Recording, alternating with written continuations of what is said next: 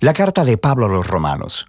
Mira el primer video, donde exploramos quién era Pablo, por qué escribió esta carta y donde trazamos las ideas centrales de los capítulos 1 al 4, que toda la humanidad está sin esperanza, atrapada en pecado y necesita ser rescatada, y que este rescate no sucederá porque las personas traten de obedecer las leyes de la Torá.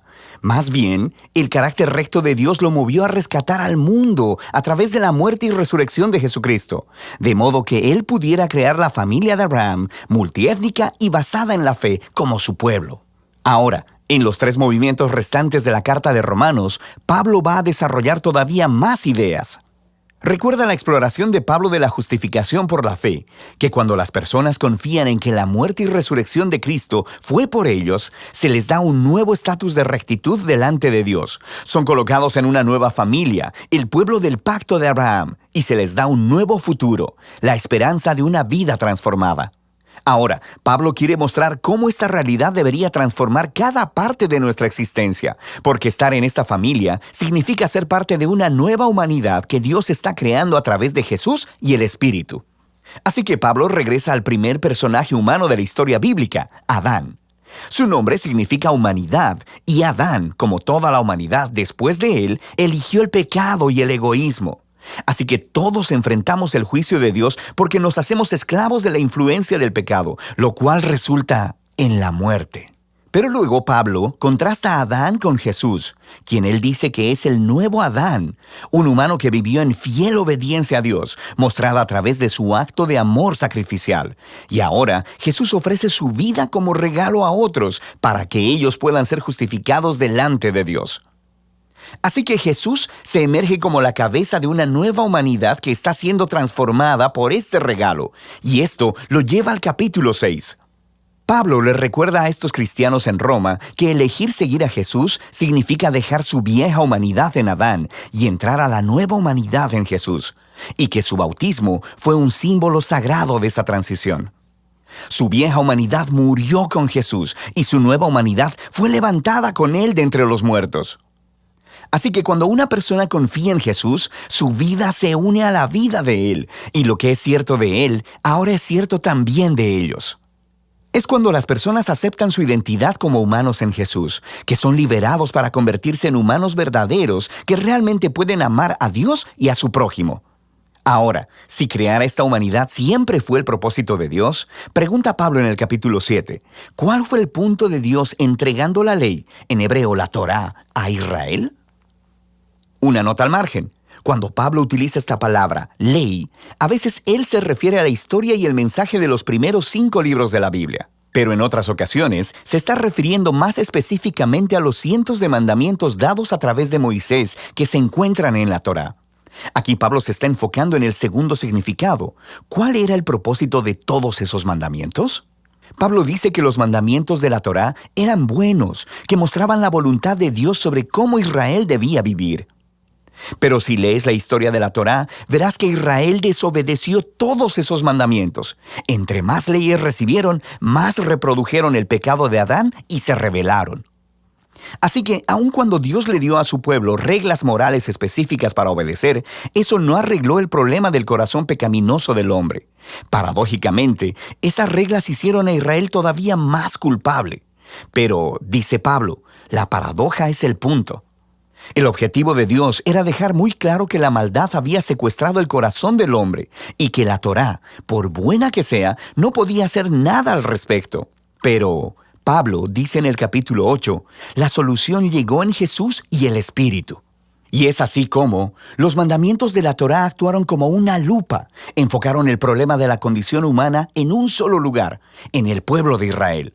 Pero ahora, el representante de Israel, Jesús el Mesías, ha pagado por y lidiado con todo ese pecado a través de su muerte y resurrección. Y ahora, Jesús ha enviado su Espíritu sobre esta nueva familia para transformar sus corazones, para que ellos verdaderamente puedan cumplir el llamado de los mandamientos de la Torá, de amar a Dios y a su prójimo. Y hay más. La renovación de Dios de los seres humanos es el primer paso de su misión más grande, rescatar y renovar toda la creación, haciéndola un lugar donde su amor tenga la última palabra. Ahora, puedes ver cómo los capítulos del 1 al 8 son un largo hilo de pensamiento. Pero esto hace que surjan otras preguntas. Si todo esto fue el propósito de Dios, ¿cuál es el estatus actual de los israelitas que no reconocen a Jesús como el Mesías? ¿Cómo esta historia cumple las promesas de Dios para ellos? Pablo comienza el capítulo 9 con su angustia personal sobre sus compañeros israelitas, que no ven a Jesús como su Mesías. Y esto lo lleva a reflexionar en el Israel del pasado a partir de la historia en el Antiguo Testamento.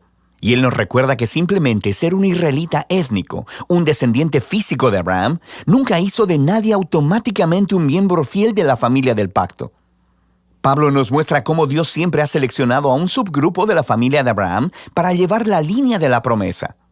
Y su punto es que ahora la línea de la promesa es adelantada por aquellos que siguen a Jesús. Él nos recuerda que por un largo tiempo, personas dentro y fuera de la familia de Abraham han rechazado la voluntad de Dios. Él nos recuerda la historia de Israel, el becerro de oro y la rebelión de Faraón. Él nos muestra cómo Dios fue capaz de orquestar eventos para que el rechazo del pueblo egipcio hacia él lograra sus propósitos redentores. Así que, en el capítulo 10, Pablo cambia su enfoque al Israel del presente. La razón por la que muchos israelitas rechazan a Jesús es porque ellos están basando su relación de pacto con Dios en su desempeño respecto a los mandamientos en la Torá. Y muy tristemente, no reconocen lo que Dios ha hecho a través de Jesús para crear una nueva familia de pacto basada en la fe. Así que, Pablo pregunta en el capítulo 11, ¿cuál es el futuro de Israel? ¿Ha rechazado Dios a su pueblo? No, dice él.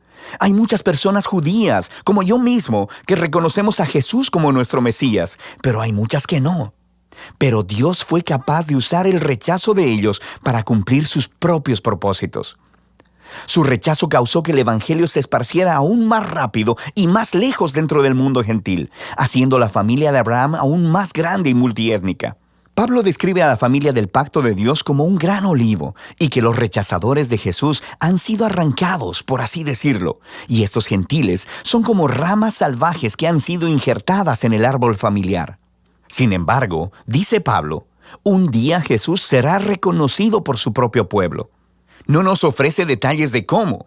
Pablo simplemente confía en el carácter de Dios y en la promesa de que Él no abandonará a su pueblo del pacto, lo que transiciona hacia la sección final del libro, los capítulos del 12 al 16. Pero no olvides el gran panorama. Debido a su fe en Jesús, los judíos y los gentiles ahora están juntos en la familia de Abraham. Esa nueva humanidad que está siendo transformada por el Espíritu de Dios, y así Dios está cumpliendo sus antiguas promesas. Por lo tanto, la única respuesta razonable es que estos cristianos judíos y los no judíos sean unificados como la iglesia.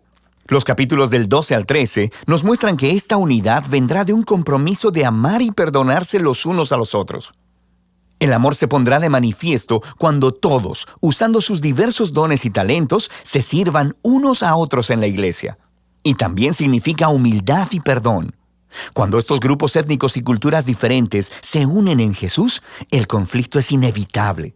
Y esto solo puede vencerse a través del trabajo duro, del perdón y la reconciliación. Así mostrarán la más grande de las virtudes cristianas, el amor, la cual cumple los más grandes mandamientos de la Torá: amar a Dios y amar a tu prójimo como a ti mismo. En los capítulos 14 y 15, Pablo se enfoca específicamente en los asuntos que están creando divisiones étnicas en la iglesia romana. Estas son disputas acerca de las leyes de alimentación judías y del día de reposo. Y Pablo dice que estas prácticas no definen quién está dentro y fuera de la familia de Dios. Y si las personas difieren sobre estos temas culturales, importantes pero no esenciales, necesitan aprender a respetar sus diferencias. Y de esta manera, el amor sanará y unificará a la familia de Jesús. Pablo cierra la carta primero recomendando a Febe, quien es una líder clave en la iglesia de Cencrea. Ella tuvo el honor de llevar y quizá incluso leer en voz alta por primera vez esta carta a las iglesias romanas. Pablo luego concluye saludando a todas las personas que no ha visto por mucho tiempo. Y ese es el final. ¡Wow! Ahora puedes ver mejor cómo todas las piezas de esta carta encajan y muestran la gran obra maestra que es. Y de eso se trata la carta a los romanos.